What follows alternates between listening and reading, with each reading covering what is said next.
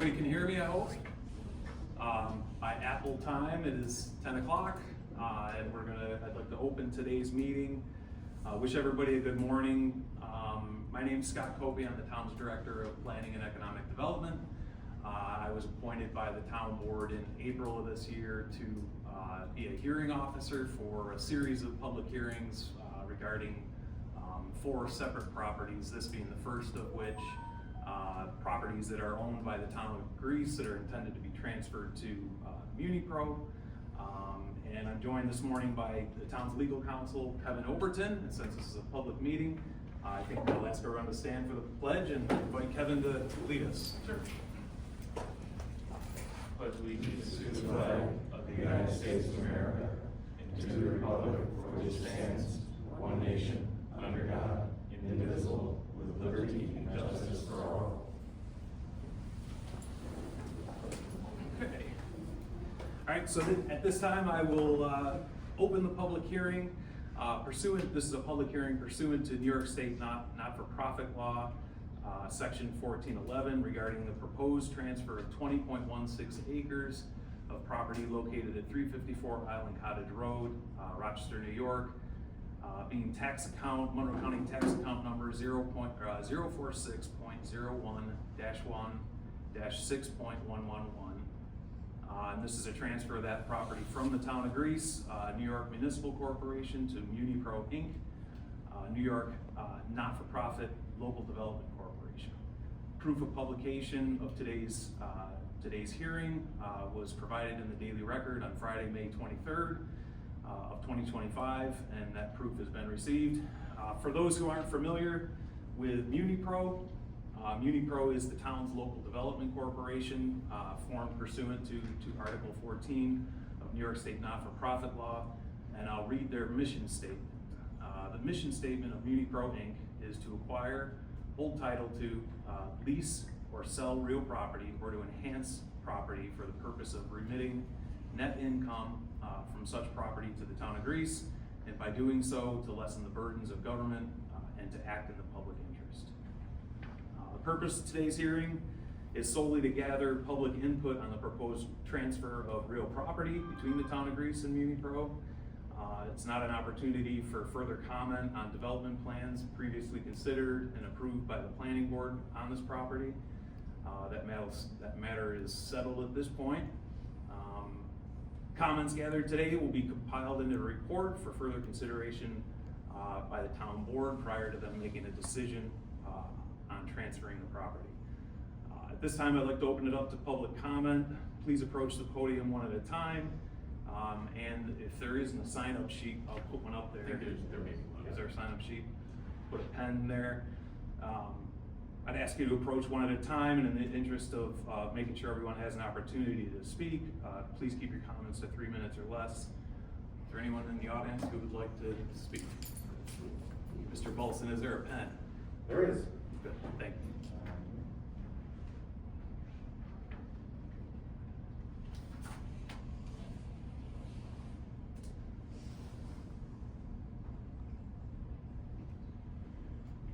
Good morning, Mr. Copey. Brendan Bolson, as you probably know, 440 Shortcliff Drive, Greece, New York, 14612. Well, as you probably know, the DEC report has been released. They found contamination on the south side of the parkway. Although they started to taper off as they went in, ours still stand is higher than theirs inland. More testing is needed. Testing wells are needed before any of that land is dug up. I'm curious why we're all here today.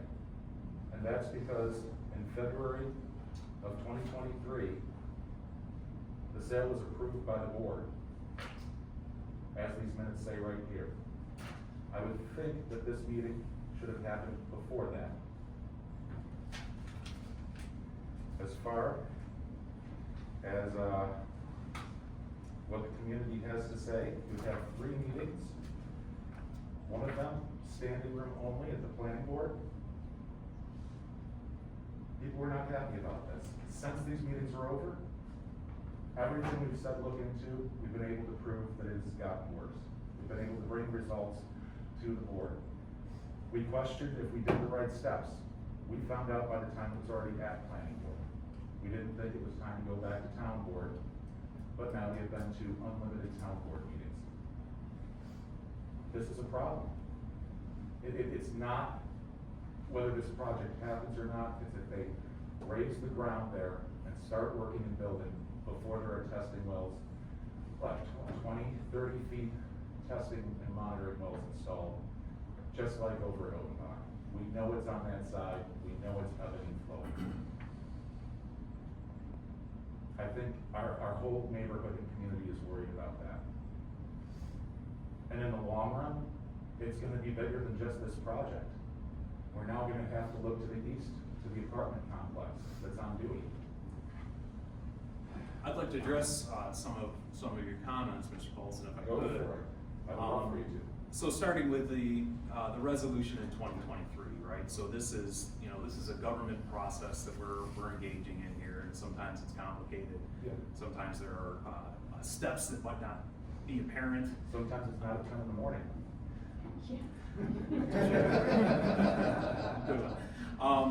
In 2023, we needed town board authorization to engage in a transaction, to begin engaging in a transaction. As you may be familiar, the first step in a real estate transaction is a purchase and sale.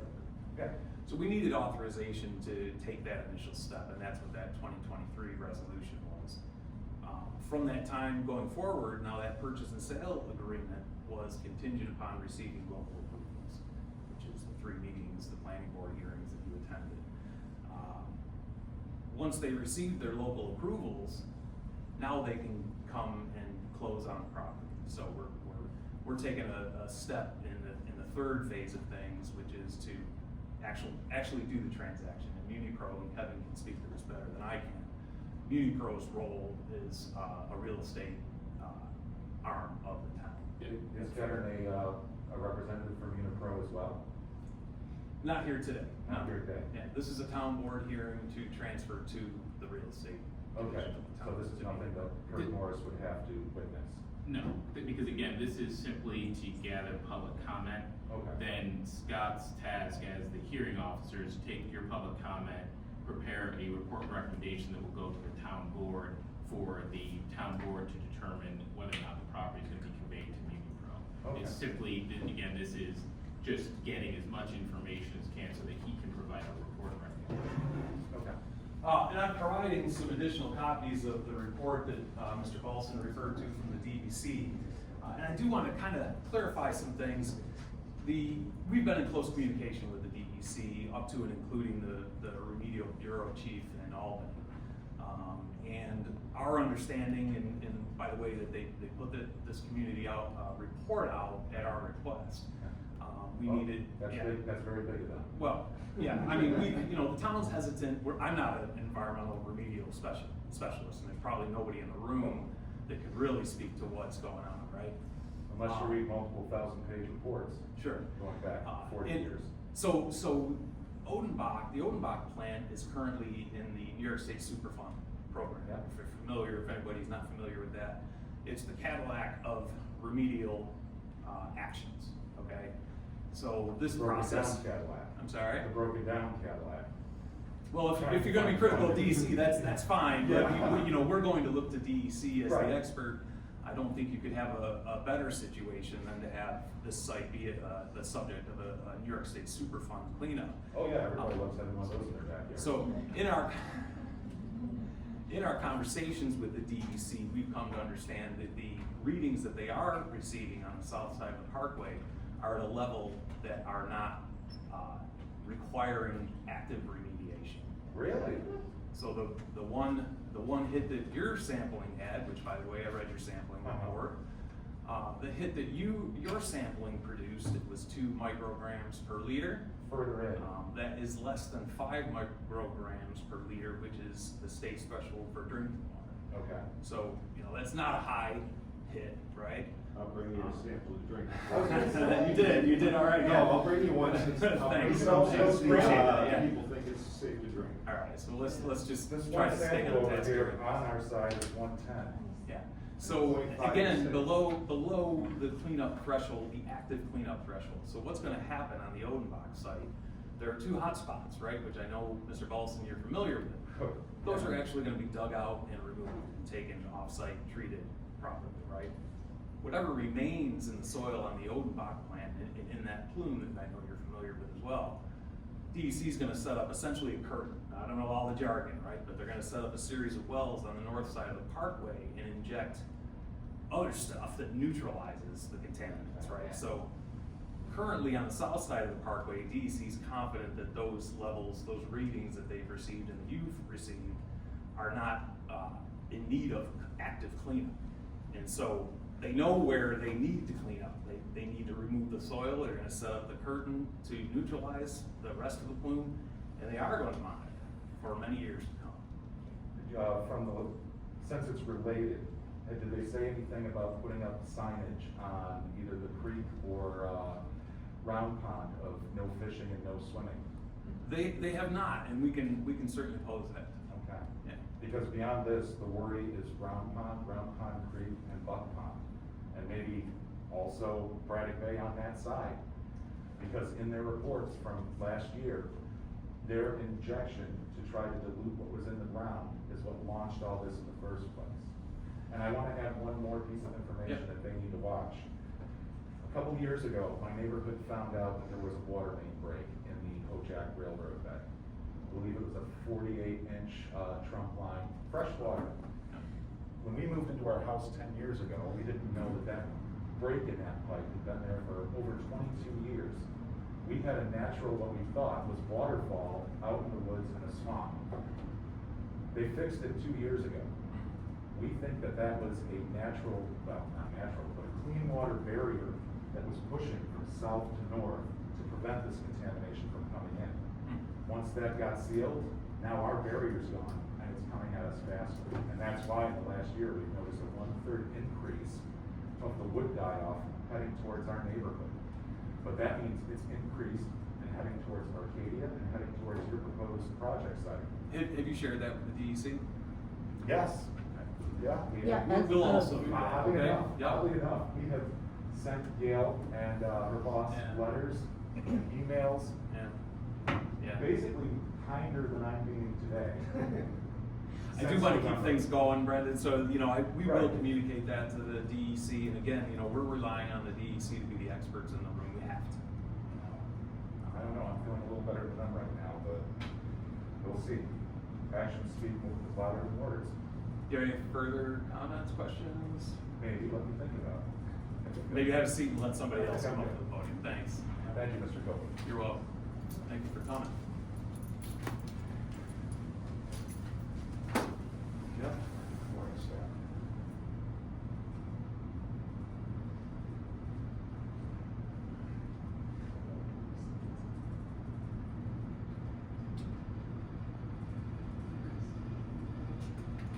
Okay, good morning. My name is Jeff McCann. I'm the Democratic Conservative candidate for town supervisor. I'm also a former deputy supervisor, and I'm also former president of MuniPro, just to share that in terms of my background. I'm here to express my opposition to the proposal to sell town property on Island Cottage Rd. I discovered probably about 5 or 6 weeks ago, there were newspaper articles going back over 20 years saying that this land was bought by the town to be preserved as open space. And I publicized that, and I think that in and of itself should be a factor in terms of this transaction not happening. I said that, I ended up receiving a letter from the supervisor basically saying that I was wrong and I misunderstood what had happened over 20 years ago. And the whole point of this was that the town board, when they completed that purchase back in 2004, 2005, did not put a deed restriction that would prohibit development on that property. Technically, I view this as the town made a commitment to the residents when they purchased it back in the early 2000s. And I feel as though if the town moves forward with this transaction, it's going to be a violation of the oath and the promise that was made to taxpayers back when the land was purchased. Brendan had gotten into the environmental issues that are discovered there. I think at the very least, and the fact that that contamination is migrated south of the parkway is a reason why at the very least any transaction should be paused. Because I think there should be a more formal delineation of what contamination is and what location. And again, I know what there was contamination found by the neighbors there, and I think the most prudent thing to do is not to go forward with this transaction until that contamination is identified and a plan is forwarded to mitigate that. And the last point I would like to hit on are some procedural concerns with all of this. I heard, and Scott, none of this is directed at you, and I'm not, I'm just, I realize you're doing your job. Just the end. I'm sorry, I don't want to make it seem like I'm giving you a hard time with this. Understood. But the whole notion of a public hearing being done on this project 2 years after it was all initiated and started, I think is problematic. And I think at the least there should be another town board meeting where this is discussed and the board members have a chance to hear this all directly. And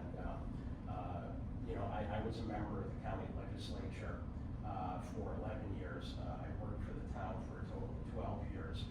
And it's been reported on some of the community Facebook pages that at least 2 town board members had no idea that this public hearing was happening.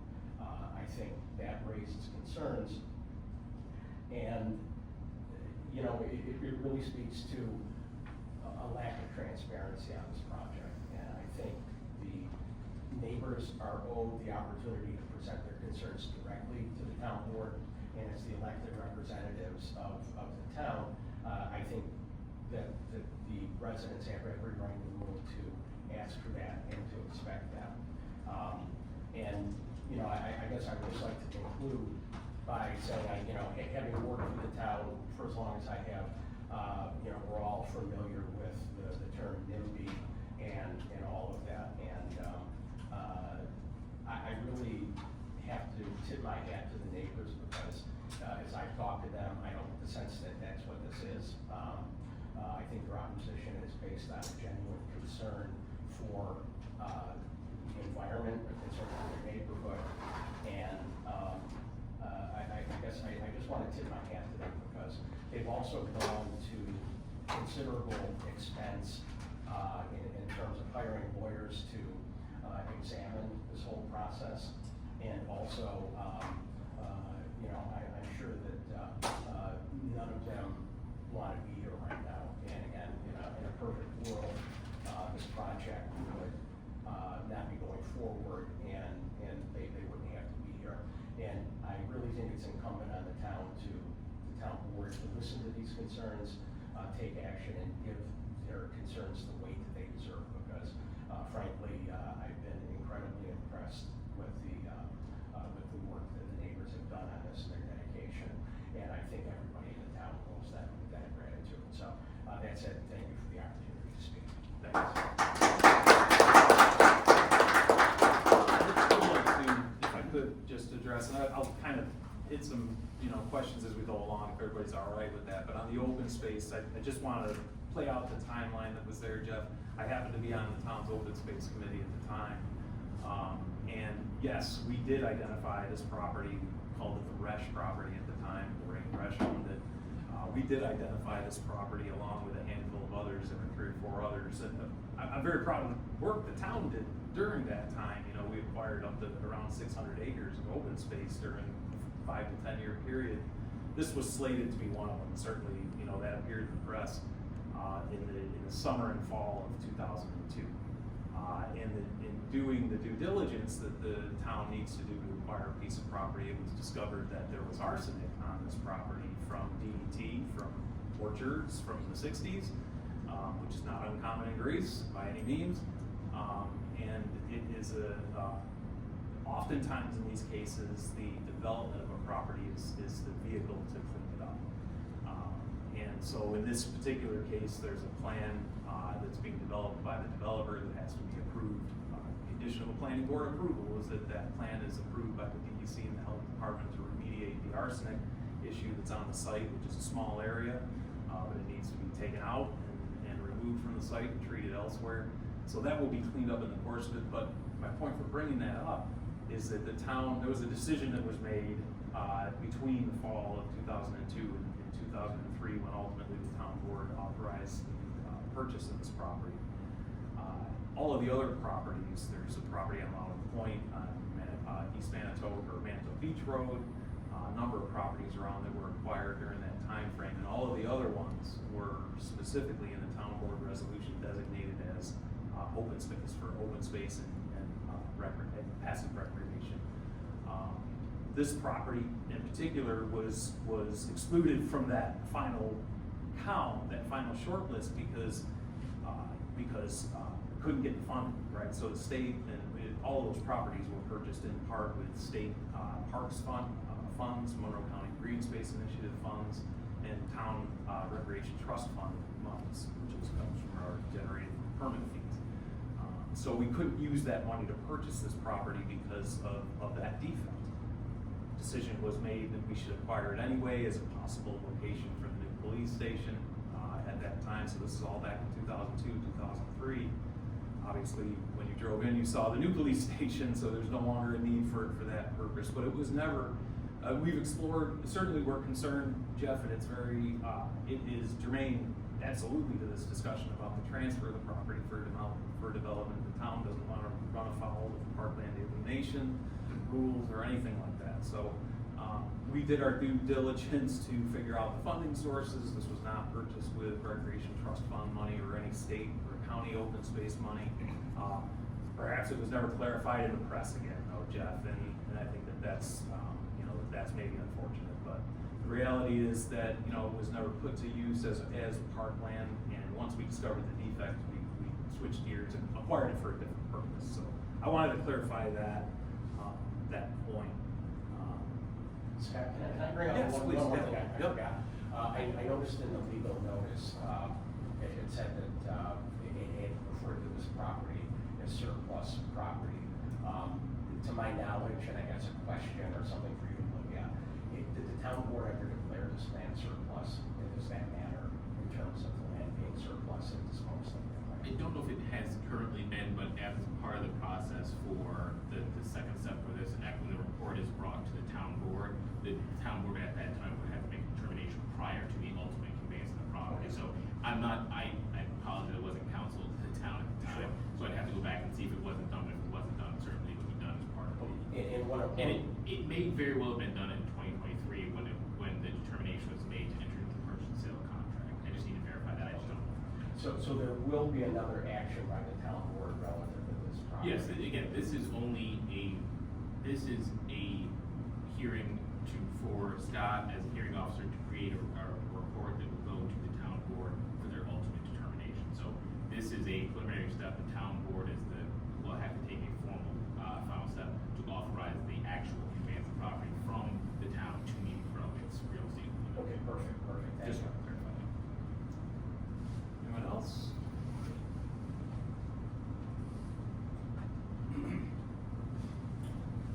Scott, Doug's Option, 1630 Edgewood Drive.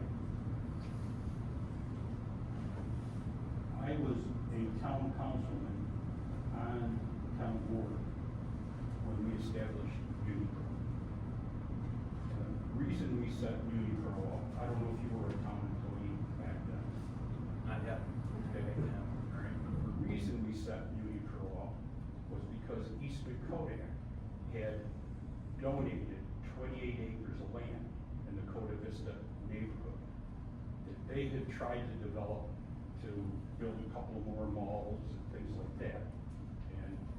And because they couldn't move forward with building malls and Target and Lowe's and Home Depot and all that on that site, which we all know they in other places. Yeah. MuniPro was set up to receive that. And And then the town board took and split that 28 acres into 14 acres that was to be forever passive use. The other 14 acres we developed. The town, when I was there, the town owns that land, and those buildings were built on it, and rent was being paid to the town. I don't know what's changed in the years since then. Okay, I listened to you read the mission statement. I don't know if that's the same one that was set up in the or whether it got It's been updated, yeah. changed. I think it was That's what I thought. 2016 is what the date of I that. didn't recognize it. Yeah, based on what you just said, I'm like, yeah, those are two different missions already. So. Sorry, to interrupt. No, that's fine, because I thought it was. My concern is the process that's being used and the steps that are being taken. I listened to you state that the action taken back in February 2023 was only to start the process. If you read what it says in the town's minutes from that, it says to transfer the land to MuniPro. Okay? So then what are the next steps in that process? How did you come up with this particular developer? Was this land advertised? Did a whole bunch of other developers submit proposals to the town saying this is what we would do? Did these other developers, submit how much we're gonna pay for that land, for these, proposed developments? And did this developer that you picked, that went to the planning board 3 times, how much money has that developer paid for this land or intends to pay for this land? Okay. The other thing is, at those planning board meetings, the environmental impact study, I came several times as a representative of Lakeshore Fire Department District, and upon advice of our attorney, who used to be a Priesttown board member, at the time MuniPro was set up, okay, to be involved in that environmental impact study. I listened to what the developer said about the environment. Who paid for that environmental impact study that the developer submitted? The Was developer. so you get an answer that the developer, it should have been a third party, I mean, a 5th grade science class winner discovered more than what that environmental report says. I don't want to interrupt you, Doug, but, we rely on licensed engineers, licensed professionals, qualified professionals all the time. And we need to, it's just like with the DEC, they're the experts to come in and clean this property up. Where's the EPA's involved? The EPA doesn't get involved in a local matter like this. I don't know about the DEC's interactions with the EPA, but all of where the boots hit the ground, where the rubber hits the road, all of the activity that's going on with the Odenbach plant at least, and with Doesn't all that Superfund money come out of the EPA? probably, yeah, but it's all administered through the state. So we're dealing directly with the state, and it's like HUD. We get their money, we allocate their money, we have to report back to them. So I assume that the DEC has to do those same things, but we interact directly with the DEC. They're the experts in that And case. the planning board members I talked to, and they said they had to rely on staff and on, the other experts, but they're not experts, and you don't expect them. And I wasn't when I was on the person. Okay? But the sequence of events is questionable in this process, because now we're hearing that the land wasn't transferred, that the developer hasn't bought the property. Is that correct? That's correct, and I'll step in there too, Doug. So this is very normal for a developer, right? So generally, when a developer comes to purchase a piece of property and develop it, they will enter into a purchase and sale agreement contingent upon receiving local approvals, which is exactly the situation here. What's in that purchase offer agreement relative to the environmental cleanup? Is the developer gonna pay the entire cost of this environmental cleanup? Yes. That's in there? Yep, well, it's not in the purchase and sale agreement, but when they proceeded to get their local approvals from the planning board required them to do that. So as a condition of their site plan approval, they're going to have to clean it up, and they're gonna have to clean it up to the satisfaction of the DEC and health department, so they will have to. So the developer still has an out if they don't wanna incur either $1 million, tens of millions, or maybe hundreds of millions of dollars of cost in cleaning the site. I suppose their out would be not to develop the property, if that's what you're, I'm not sure what would be the other problem. Not to purchase it. Right, It yes, remains town land. absolutely, right, so if the developer if that were too big of a pill for them to swallow, they could just opt not to do the project. So, and that's like I said earlier, that's how these sites get cleaned up, generally, the contaminants from DDT are not water soluble, so they stay put. It's easy to identify where it is and to clean it up and get it out of there, but it generally is not gonna happen unless there's earthwork, the development of the site, so that's.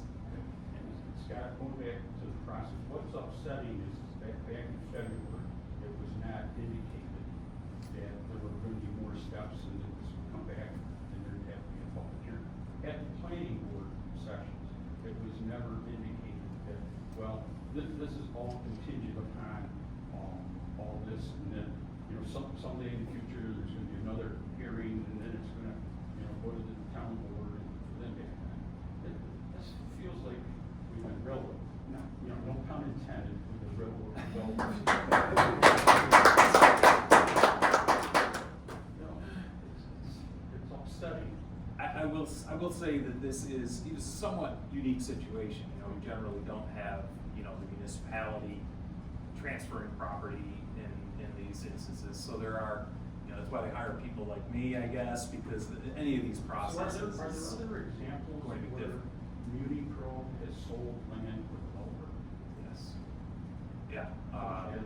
so the building at the corner of Long Pond Road and Gates Creek's Town Line Road, that beautiful office building, medical office building that's there, that land was purchased from MuniPro back in 2008, I think, by Andy Galena, and he built that building. So they follow that same process that we're following today? Going back a few years, Doug, and I might not have been sitting at that Well, it was table, but I transferred. believe so, yeah. And then the developer came in with plans, and then there was a public hearing like this, and then it was. In that case, so the only step that was missing, Doug, is that MuniPro already owned the land, or it was GetPro at the time, I think, that owned that land. They already owned it, and so it was just a transfer to Galena. So in this case, the step, and Galena had a sale contract with GetPro at the time, contingent upon getting local approval. So they had that purchase and sale with GetPro. It's the predecessor to MuniPro, so just as you said, MuniPro was formed They for. said MuniPro when I was on the council. They said There GetPro. was no GetPro before that. GetPro was set up to own the property that was donated to the town from Kodak, that's Northampton land. Scott, Now referred to. Scott, if I could. Please, yeah. MuniPro was set up to do leases, GetPro was set up to do sales, so there were two Yeah. separate organizations. And they've since been combined, so GetPro went away, all of its assets went to MuniPro, so it was GetPro at the time that owned that. So when we said then MuniPro up, we had to go to the state Senate Assembly to get special legislation passed to set up MuniPro. So when GetPro was set up, did you also have to go to the state and get special legislation approvals to combine? I believe there was. I believe there was. I'm just curious. I'm just tangentially speaking to this. The attorney for MuniPro is Harris Beach. I used to work at Harris Beach, and at the time, I do believe there was a consolidation that followed the same process for the formation. I tangentially, just from anecdotal, what I heard, but I believe I'm fairly certain that was the case. Okay, I'm done now. I'm gonna reserve to come back to you later. Thanks, Doug.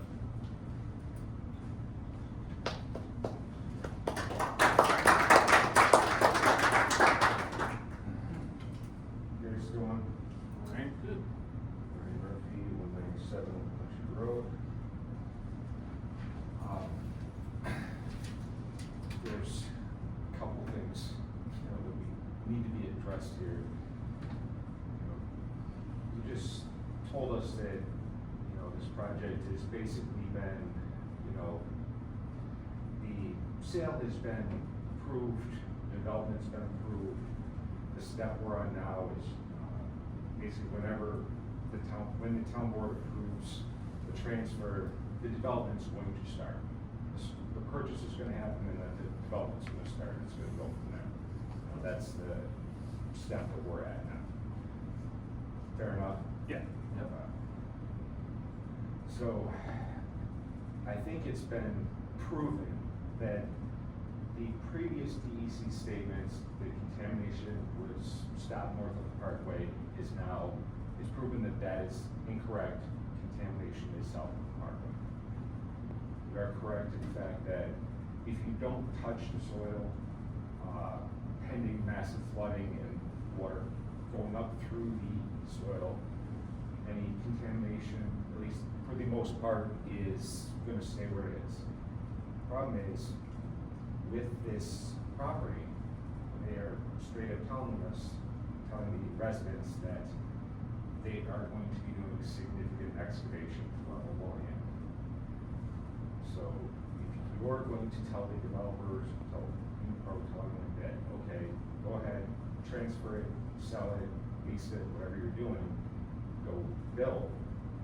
If the town doesn't ahead of time say, we need to have proper testing done in that area to ensure that that is safe for them to dig, is it 15 feet, give or take, worth of soil out there. 25. To bedrock. To bedrock. Is what the developers To gonna bedrock. dig? No, develop. It's on Oh. zone. No, For testing. No. We're not talking about testing, we're talking about No, I'm developers talking to raising the developer, land. is 15 feet developer. Something like that, right. Yeah, so you would have to make sure, just the safety of the residents, high school's right there, kids run track through there, you know. Make sure that testing is done to 25, 30 feet, ensure when they dig 15 feet, nothing's gonna kick up. When they start digging, dust, contamination's getting in the air. When it comes to MuniPro, before anything is transferred to MuniPro, the town board, MuniPro executives have to take a very good look at that organization, because they do not list anything. There's been no documentation about that organization listed on their website. It's about 2018, about their list of properties. Last that's been noted is they have about 7, 8 properties, I think 3 of which are developed, creating rent, 4 are just vacant. Right, total of $6, $7 million worth of property, give or take. The last, every year they transfer $500,000 to town, exactly $500,000.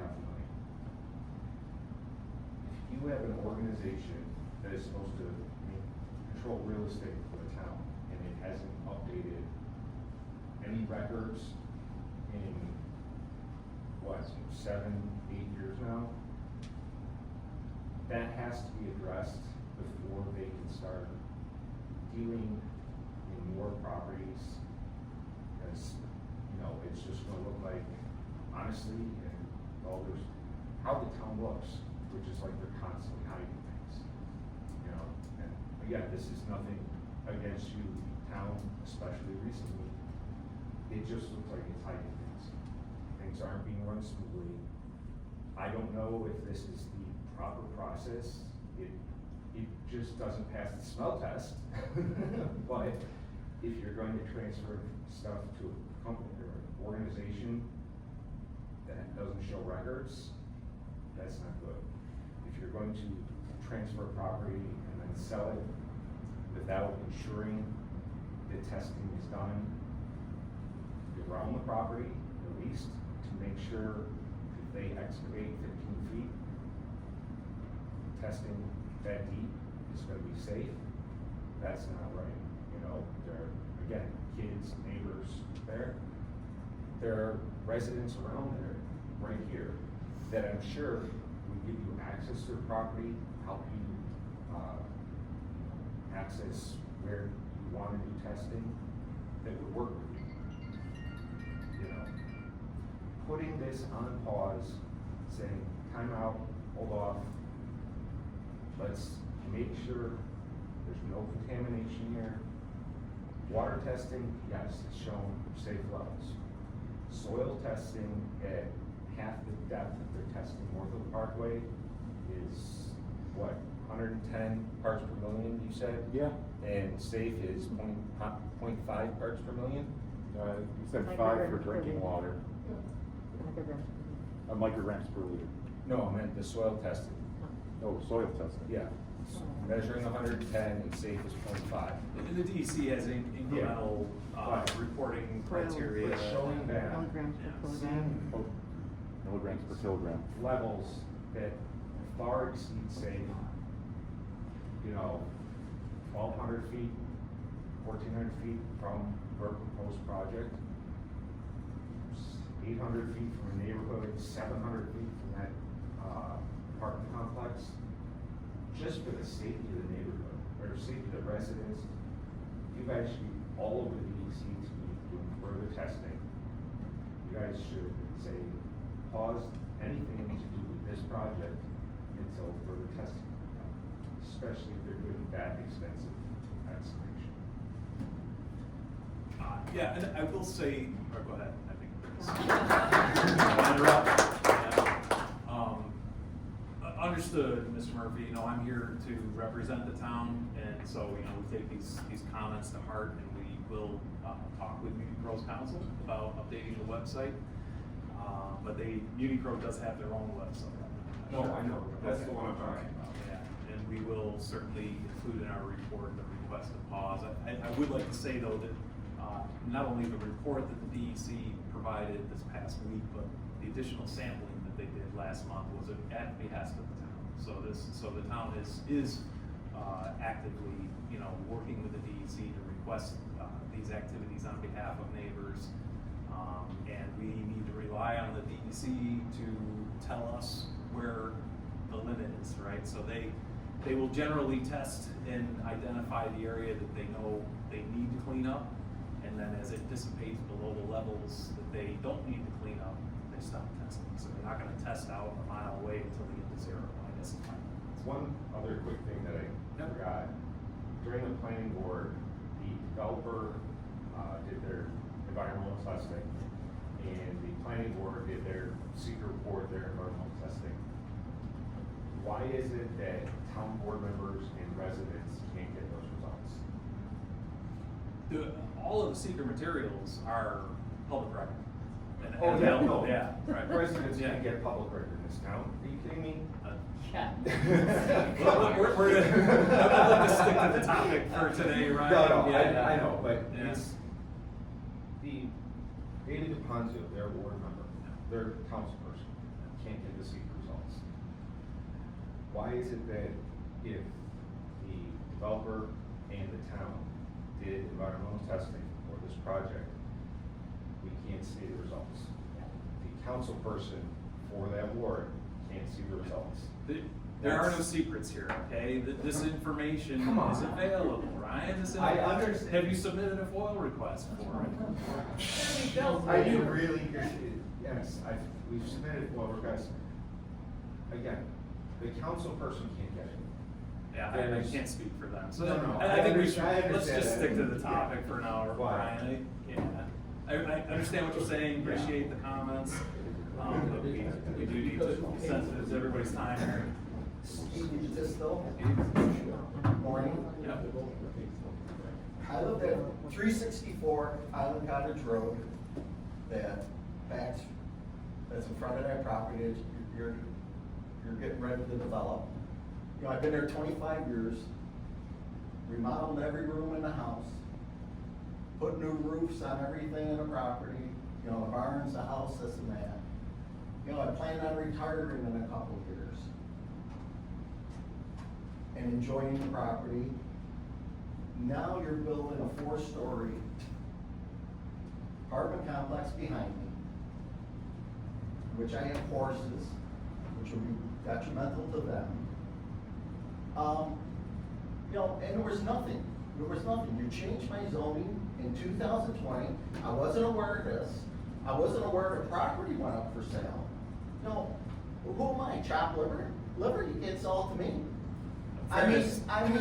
Nobody, So I don't wanna- wait, let me finish. Go ahead. And then you can talk. Yeah, all right. You know, you never asked me if I wanted to purchase the property. There was no sign on there saying what was gonna be done to the land, what was developing, you know. Zoning, I wasn't aware of the zoning changes. So now I either gotta stay there and live with that or pack up everything and move. And you've ruined the value of my property, you know, putting a development on it like that. And if you don't think you have, come on, a 4-story building, Scott, come on. You've been in real estate your whole life. Is that gonna help my property value? So, You again, know, I don't wanna- hang on, let me finish. Yeah. Let me finish, please. Yep. Steve, it's a marketing issue. Yeah. You know, and I was at all those planning board meetings, and we brought up the contamination and the arsenic and this and that, and you wanna know what they told us, and stop me if I'm wrong here, you guys. They says, well, it's an over 55 community, we don't have to worry about the arsenic. Yeah. Wasn't that said? Yeah, that's New York State law. And it was said. The arsenic You know, won't there seems affect to the be a lot of rest smoke of and their mirrors lifespan. here. You know, and I'm a lifelong, you know, you guys keep on talking about the Greece residences, man. What about me? I've been here my whole life, Scott. When are you gonna take care of me? I voted for Riley every time. You know? So I mean, if it was stated that way at the planning board meeting, It that's. was stated that Okay, way. I mean, that's. And then, where's the sign on the front of it? Every place you look around the town, you know, there's something going up, there's a white sign on front saying what's gonna happen. They sent the notice to 4 people in the neighborhood. Well, the other developers that all put in plans, the town should make all that paperwork available to us to look at. Public record, it is. Steve, you can't make a deal in the back room if you have a big sign advertising. So we can't rehash the planning board, a lot of that subject matter has What been about the zoning? discussed by Okay, the I planning mean, board. I In live there, how 2020. come my zoning gets changed and I'm not even aware of it, Scott? In 2020, the town adopted a new comprehensive plan and expanded the central health care district that already existed in this neighborhood to include this property. Cognizant of the fact that this wasn't going to be, you know, set aside for open space, that it was going to be potentially used for something else, right? So that was determined to be the highest and best use in 2020 when we changed the zoning. There was townwide notice of multiple changes around town. That's how it happens when we do an overhaul of the zoning ordinance and the zoning map. And I will say that, not unlike the current situation, an adjoining landowner approached the town 3 or 4 years ago and did acquire a piece of this property. So I believe you know the gentleman. Yeah, So- I did. so it's- So, yeah, it's yeah. no deep dark secret, I did, so why not approach me with the rest of it? And another thing, when I sat in your office and I asked you about that, you says, at the very least, that property back there will be a park someday. Yeah, I don't know if that's what Wow. I mean, we can't, obviously, we're not gonna figure that out. But No. I think we've gotta move on. We've got your comments, Steve, and we'll include them in our report to the town board. Good morning, Laura Jacket, North Drive. Laura. I have 3 things I want to talk about. One, the scheduling of this hearing. I called the town twice yesterday. It took me about 20 minutes on those 2 phone calls. They did not know anything about this hearing. It took 20 minutes for them to find out that there was actually a hearing. They told me it was not even listed on the website. I questioned that. Secondly, I think it's pretty obvious from the people who are here, we don't want this. We don't want this. We're the residents of the town, and we don't want this. I don't want to live in a Rondequoit where every single space is covered with a building. That's not why I moved to Greece and live here for 27 years. And thirdly, I am here to support Steve and Jen DiBattista, who have done an amazing job with that property. They're taxpayers. They've lived here for umpteen years. They've taken excellent care of that property. And you are going to destroy their home, the way that they live, and that is just disgusting to treat them in this manner, because there's no way they're gonna be able to continue on that property. There's no way that their horses can continue to live on that property with the development going up right behind them. And I find that to be reprehensible. The town thinks that it's okay to treat a taxpayer who takes excellent care of their property in this manner.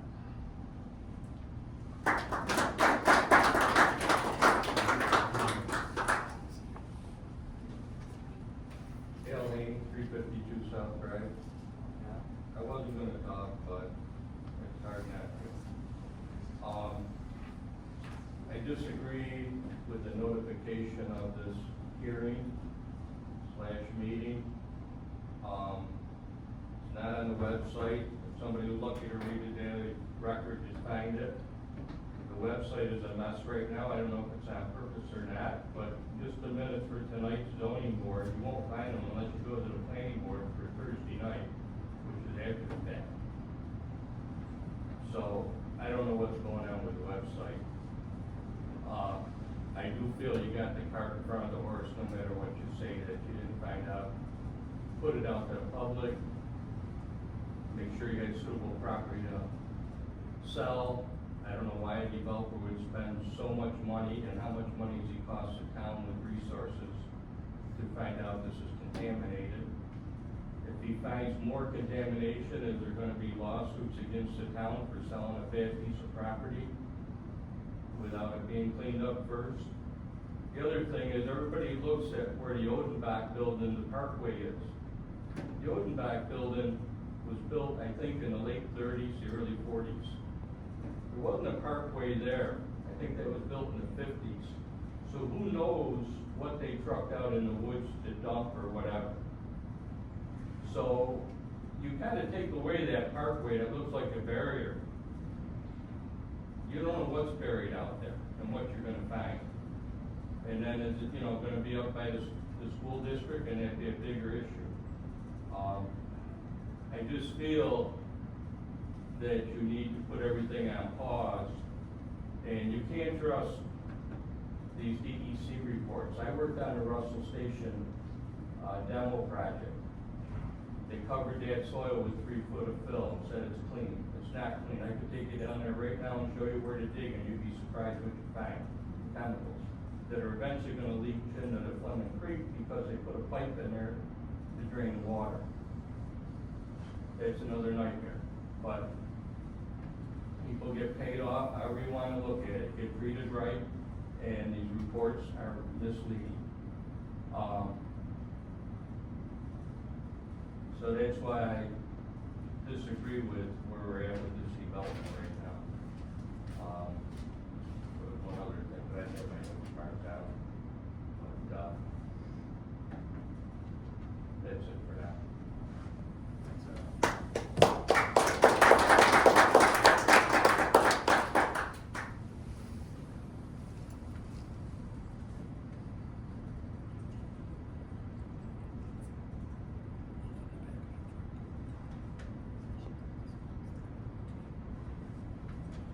Wilson, 440 Shortcliff Drive. I'd like to address a point you said on the levels of TCE that we found in the surface water. TCE is a volatile organic chemical, and that is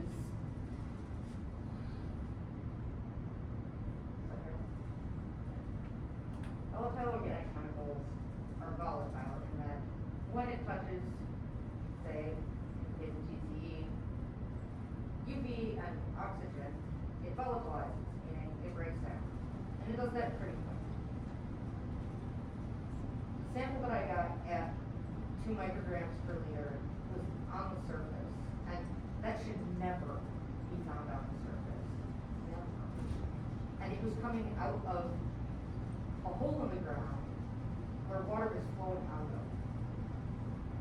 That water was carrying that 2 micrograms per liter in that one sample that I took southward, where it has been increasingly flooding southward over the past several years at least.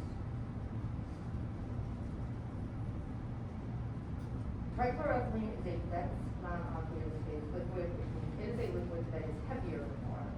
So what that does is it sits at the bottom of any layers of groundwater there is, and it also gets partially dissolved by the water and gets carried by the water.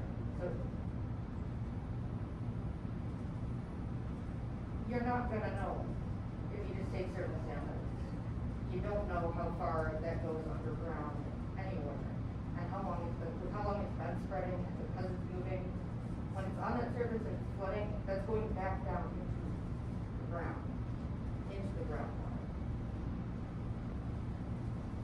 On the last page of the report that you kindly shared with the rest of the community, it does say that they are going to be doing groundwater studies, because the groundwater pattern has changed during the time that they've been over there doing the work. And yeah, that was one of the things that I asked them to do in my correspondence with them, that I never heard anything back. But that was one of the things that I suggested they look at, because it's definitely changed over the time that they've been remediating that. Groundwater flow is dependent on changing of the land. If you dig inland adjacent to that, it's going to change the groundwater flow. Any changes that are made over there are going to change what's going on there. And I know they tested for heavy metals and maybe mercury, because I saw signs that they did composite test soil sampling over there. But did they test for VOCs or SVOCs? Are you talking south of the park? On this property? The open box discussion of this? No, No. Yeah, we'll No, have to- they tested for the DDT that was indicated Yeah. as They- a possible solution. These things sit in soil and they vaporize up, and they can fill up buildings and hurt people. And that testing needs to be done on that property. Otherwise, anyone that purchases it and builds there is gonna be liable. And,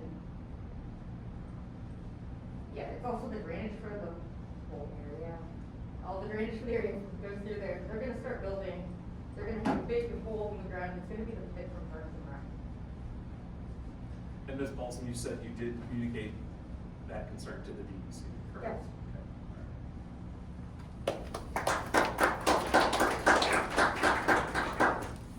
May I add one thing to that? Go ahead. May I approach the screen? We've still been running tests out there and trying different things to see what we can find.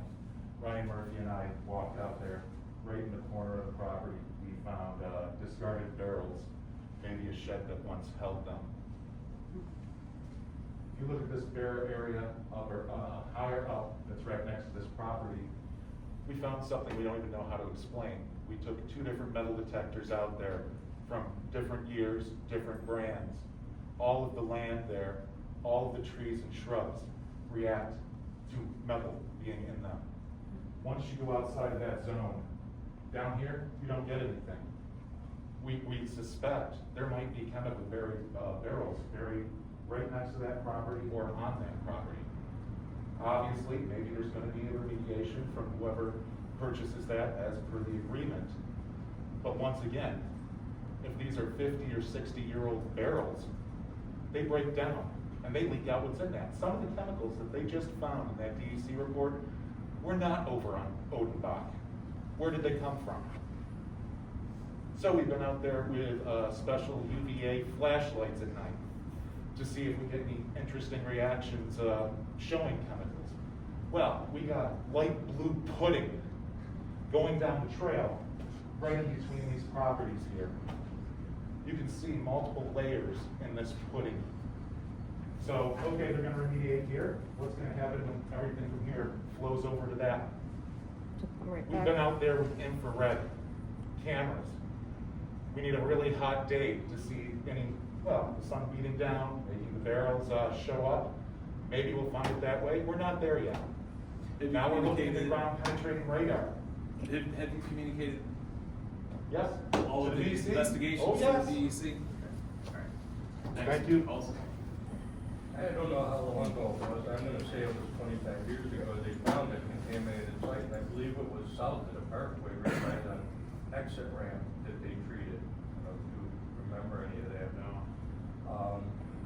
And then the other thing, backing up to this hearing, in this procedure, which you might be following the law, but I guess I don't agree with it, and nothing against you two guys, but I think it's unfortunate that the board members aren't here to hear this, and they're gonna rely on your notes and relaying the message back to them, how the residents, they had to adjust their time for this surprise meeting at 10 o'clock in the morning to be here. I think they should have been here. They're the ones that are gonna vote on this and decide it, right? I think they should have been part of the process. Hi,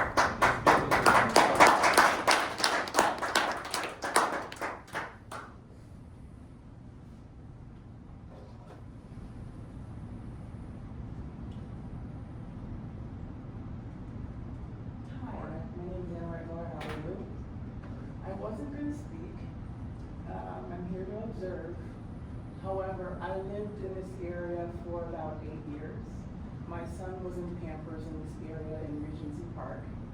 His friends go to Arcadia, just a stone throw from this property, and I took him to see the horses, and walk dogs in this area. And from what I hear here, there is 100% opposition, no support of this immediate transaction.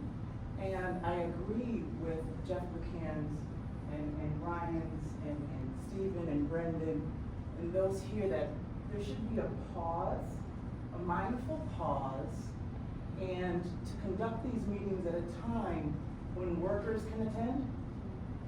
I am a worker, and many of whom are in the audience, perhaps they can be here because their schedule allows it, but it's empty.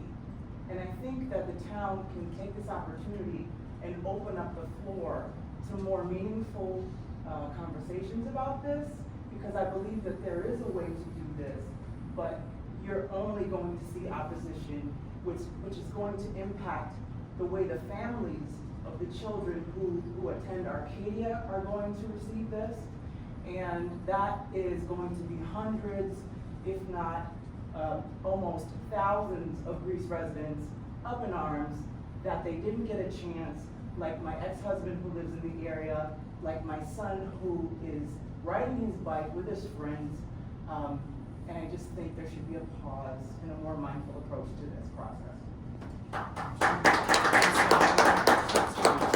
Did you sign it? Sure. Please, yeah. So we get your name right.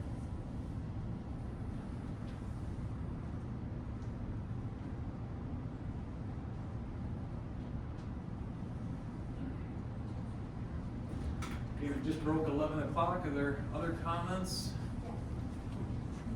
Harold Johannes, I live at 622 Short Cliff, so I'm basically at that corner that meets the corner of the new property. And I can't talk about something different at the same time. My issue, I mean, I've got a lot of issues, but I'm just with you with this. My issue is about these public hearings. What is considered a public hearing if the public doesn't know about it? And, well, no, I'm not trying to be funny. I mean, we're finding out about these things after the cart's already out the door, and we're trying to, okay, now we've got to pull back something that's already got motion going the other direction. Why wasn't there some type of a public hearing that that neighborhood was informed of back in February 2023, whenever that first started, when, you know, like somebody else had mentioned, we used to drive around and see the signs, there's a proposed whatever coming in here, put in your comments. We find out 2 years later that this thing's already been doing, and people have all invested money, this other company, and of course they don't want to stop it. The town's kind of in a quandary then, because they've already kind of told these people yes, and now to go back, and I just don't understand why we as the people that are most impacted weren't notified or given an opportunity to jump in at that point. So that's my first question. And then even this meeting, which is during a work day, as you say, yeah, it's empty. My whole neighborhood all works. The people in that neighborhood right behind it. So they couldn't come, even though they can come into all the other meetings, but they can't get off work, so they couldn't come.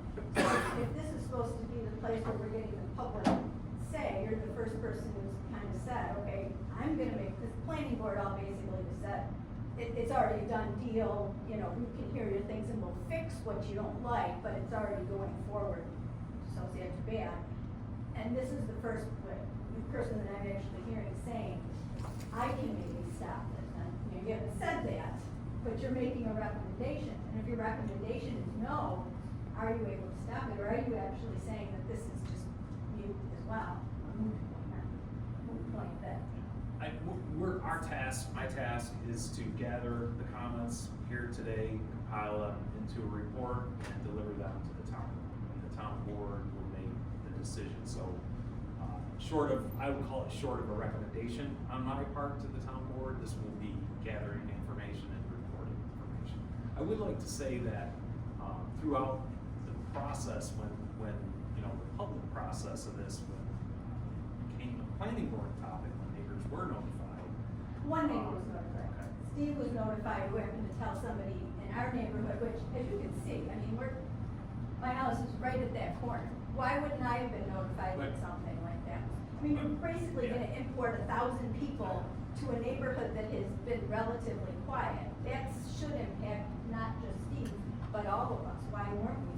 So, Yeah. so The just point- correcting, the it point's wasn't, made. it was That- only one person that was notified, not all. It That was pretty more far than that. Your point is into made, your the point is process. made. I understand what you're saying. The notice that was given filled this room on more than one occasion, as Mr. Paulson is fully aware. And it's been no secret, at any point that this was town land. Okay, so all through the year, it's even suggested that Right, town look for other town land to. I'm not saying it potentially wasn't do town this. land, it's just that we didn't know there was something happening with it. You know, what if we wanted to collectively buy the property for ourselves to have this, was it offered for sale, like you see on a multiple listing, or any type of notification on the town website, which again, somebody else mentioned too, I went to look, there's no reference to this meeting on the town website. How are people supposed to know if we're not given information? I mean, even when you're looking for the information, you can't find it. There should have been a sign out at that road saying, hey, we're thinking of moving on this, we've got a developer, or whatever it is, anybody. I just feel like we were bamboozled, you know, and then it's after the fact, okay, now what do you think, guys? You pay the taxes, we're the one, we're supposed to have those people that we vote for, and I vote for them because I'm a Republican. I have voted for those people to represent me. Me, the taxpayer, me, the person who's paying my taxes, obeying the laws, not represent some Ken the Seal or whomever who's got bankruptcies, and I feel like that other company has been given more priority than me as the actual constituent. Federal level, I mean, who cares about the freaking taxpayer? It's all about who's got the money to shelf out for a project. I'm sorry, I'm getting off on my No, it's all right. political soapbox. I wanna- I just feel very, very, very, and I'm not, as you can tell, I'm extremely nervous, I'm shaking like this. I do not talk in public, but I'm just really freaking frustrated, and I feel like nobody ever cares about the little guy sitting in their house, the ones that are doing all the actual funding for everything. So, I'm just very frustrated. No, I feel understand. like- You're I doing feel a great like job. We're so far beyond where we have no say really anymore. And then my dad worked in Niagara Falls during the Love Canal timeframe. He worked for IBM, he worked at Hooker Chemical. So all this stuff just brings back that whole night. My dad died of lung cancer, he never smoked in his life. Was it part of doing stuff over there in that area? We'll never know. But this is just as scary as that. And I worked in Niagara Falls afterwards. We had to go past that Love Canal every day on the LaSalle Parkway. And it was just this ghost town. And that's a whole other thing. Is that what this is gonna become? You're gonna find our kids can't have babies because they've been exposed to something? I and we don't know about it until too late. I don't know, that's why I think, I don't know what the hurry is for this project to get started.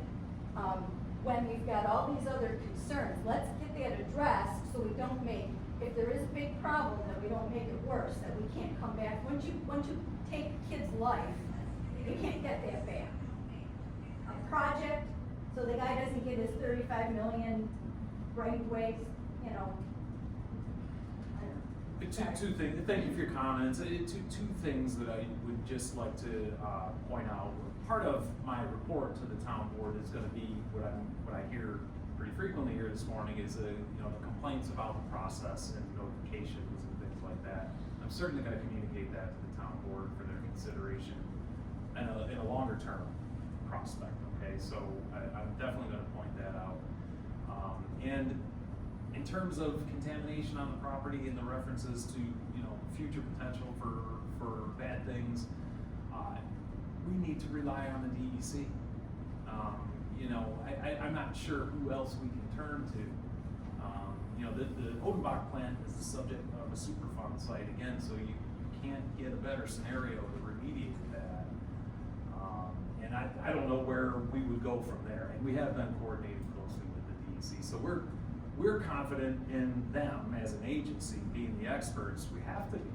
And that's what's so scary, is yeah. we're relying on people we never know. We're in the same if there's boat. more motives. We're in the same boat Yeah. with the DEC.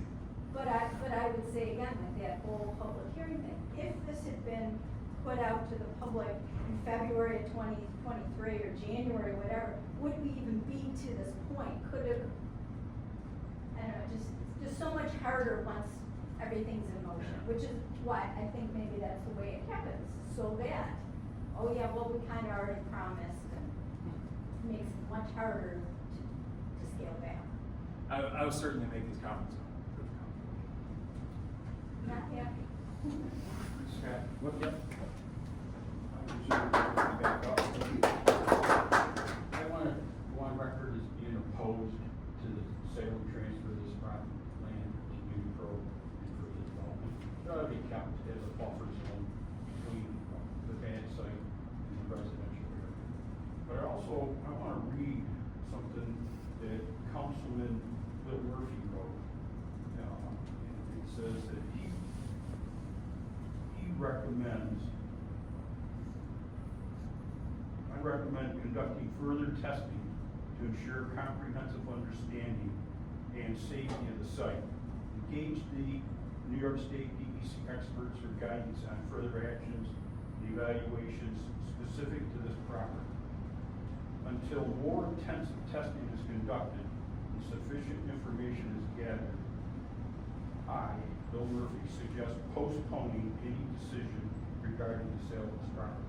So we already know the position of one of the town boards.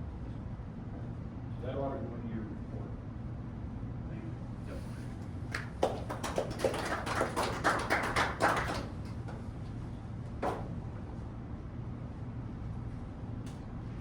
Just a quick follow-up on some of the things that you said and some of the other things you said. This hearing is for you to make a report, to submit to the board. And I think, obviously, here, with the exception of Steve, which we can understand his point of view, almost unanimously, the stance has been, we don't want anything done until, testing can be done. And you have said on several occasions, it's not, we don't know, we're not qualified to do testing. It's not, we don't have that knowledge, we don't have that expertise. Understand? That's fine. I think it would be fair to say, based on your statements, the opinions of the vast majority of the public, is a very simple recommendation is nothing should happen until the town can get the DEC to do proper testing throughout that piece of property. Because if they find something, it becomes a Superfund site, it's their problem. If they don't find anything, residents feel safe and go for it. That's pretty much been the point of view across the board. Even the residents that filed the Article 78, they're not telling you to stop. They're not saying don't do it. They're saying test it, make sure we're safe. That was their whole thing. So the basic, very easy recommendation for this, for you, for the town board is pause, get the DEC in here to test that property to the proper depth. So it's gonna be below any excavation. Make sure we're safe, and then it's either Superfund site and the DEC's problem, not our problem, or go for it. I just want to clarify, when you say the site, are you talking about Yeah. town-owned property? Yes. The entire stuff, Yes. not just the. Just want to be clear blue area, about that. the Yep. blue area. Yeah. Well, before a transfer's done, construction's done, yeah, have the DEC test there, and, The entire stuff. yeah, the entire site, have The that test. entire site needs it, it's the blue site that's we're in danger of right now, releasing runoffs.